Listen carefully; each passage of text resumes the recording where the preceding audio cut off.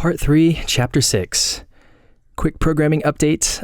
This will be the last chapter until August, as I will be embarking on a 5,200-mile road trip soon, so this will be it for a while.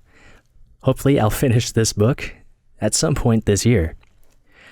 Somehow in 2 days, their drift had veered to the west and carried them the incredible distance of 21 miles in 48 hours, in spite of headwinds. The whole party was stunned by the news. In the space of a minute, the entire pattern of their thinking had to be changed.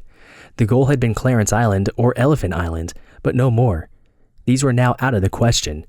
This proves the existence of a strong current to the west, Hurley said, and places Elephant Island beyond a hope of landing.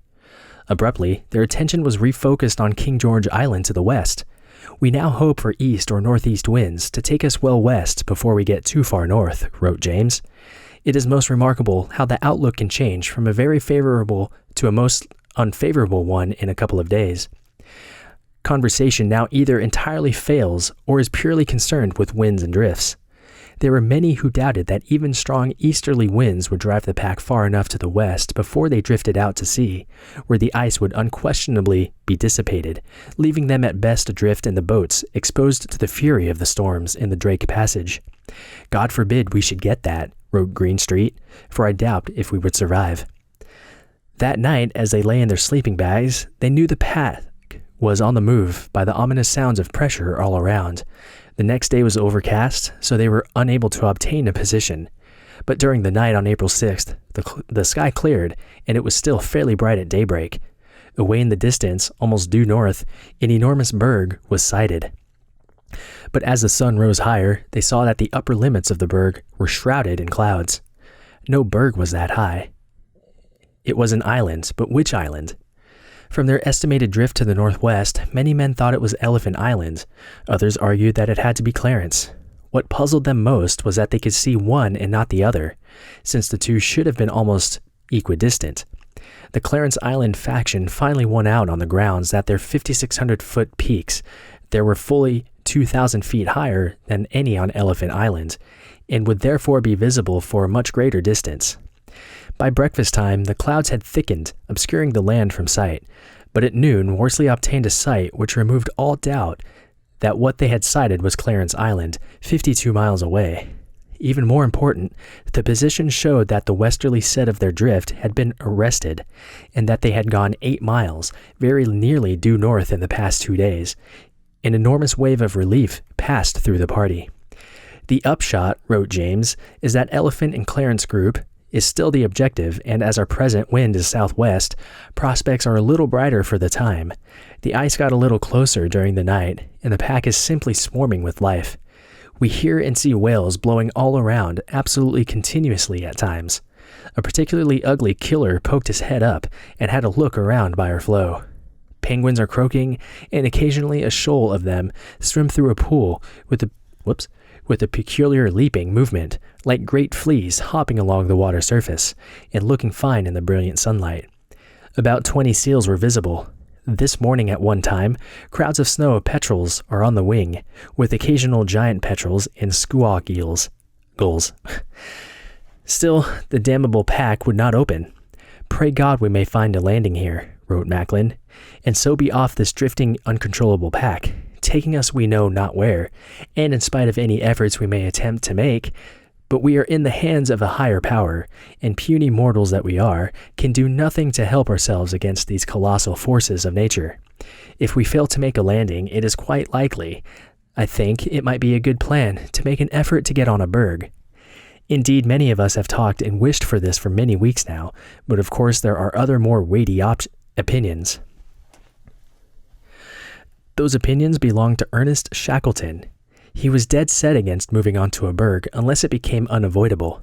He knew that bergs, though they looked substantial, could become off balance because of one portion melting faster than another, and might suddenly and unpredictably upend. Throughout the night, the hoarse croaking of the penguins, punctuated by the explosive sound of schools of whales blowing, created almost a din. When dawn finally came, the weather was clear and bright, with a moderately westerly wind blowing. Once again, the men could see Clarence Island, and to the left of it, very faintly, the chain of peaks on Elephant Island. Worsley counted 10 of them. But the bearing of Clarence Island had altered considerably since the previous evening, and is now almost due north, indicating that they had gone to the east. Worsley's sight at noon confirmed the fact. During the past 24 hours, they had scarcely gone north at all, 2 miles at most. Instead, they had covered 16 miles to the east. It was almost unbelievable. The pack had done a complete about-face. 2 days before, they had been shocked to learn that they were drifting west. Now they were confronted with the fact that they were traveling rapidly to the east, away from all land. If the wind doesn't change round to the east, Greenstreet said, we shall miss the island altogether. There was almost a dangerously heavy swell running from the northwest, rolling through the pack like low, moving hills of water, which lifted their flow almost 3 feet at times. Orderlies almost became seasick. The easterly movement of the pack could be seen against the slower moving bergs. The ice now had been reduced to such small pieces that it had flowed around any obstacle in its path, like syrup. That evening, about 6:45, McNeish was writing in his diary. There has been a large swell since yesterday, he recorded, but it is doing us no harm now, since our flow is broken up so small. It rises and falls with. He never finished the sentence. There was a heavy thump, and the floe split under the James Caird. Worsley was on watch, and he shouted for help. All hands dashed from their tents and seized the James Caird just as the crack began to widen. The other two boats, which were on the separated portion of the floe, were hurried across. When it was over, the floe was a triangle of ice, whose sides measured roughly 100 by 120 by 90 yards. Not long after midnight, the wind shifted from the west to the southeast and dropped considerably. Almost at once, great pools of open water appeared as the floes drew apart, but it didn't last. By daybreak, the ice had closed again, though the sky to the north grew black as ink. The swell increased and the men had to brace themselves slightly as they made their way about. Again at breakfast time, the ice mysteriously moved apart again. Small floes became isolated patches of white floating on the dark, cold surface of the water. But even as the entire party anxiously watched, the pack closed once more. The swell rose higher on all sides, and their flow began to take a serious pounding. Toward mid-morning, for the third time, lanes and pools of open water unaccountably spread through the pack and widened. At 10:30, Shackleton's blooming brogue rang out, "Strike the tents and clear the boats." The men jumped to their tasks. In minutes, the tents were struck and the sleeping bags gathered and stowed in the bows of the boats. Then one at a time, the boats were pushed on their sledges to the edge of the floe. Crack! Again, the floe had split in two, this time exactly through the spot where Shackleton's tent had stood some minutes before. The two halves drew rapidly apart, separating the Stancomb wheels and a large amount of provisions from the rest of the party.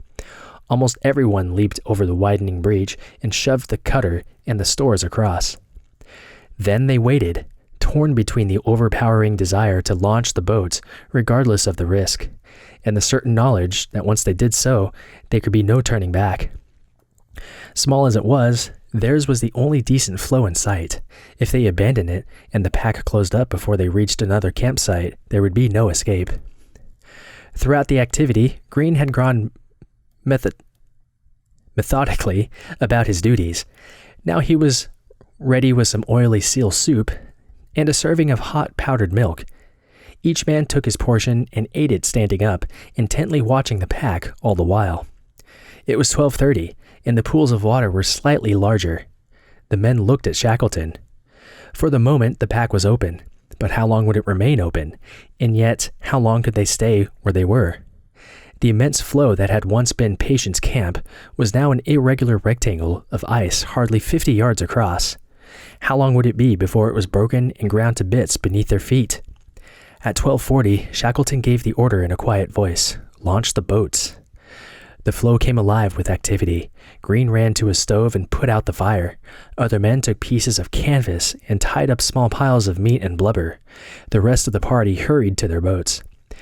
The Dudley Docker was removed from its sledge and eased into the water. Then, with all hands passing stores, she was loaded with cases of rations, a bag of meat, the blubber stove, and No. 5's rattly old hoop tent. An empty sledge was lowered into the water and tied onto her stern. Next, the Stamcone Wills was rapidly launched and loaded, and finally, the James Caird. It was 1:30 in the afternoon when the crews scrambled on board each boat. They put out every available oar and pulled with all their strength for the open water. Even as they drew away from Patience Camp, the ice began to close.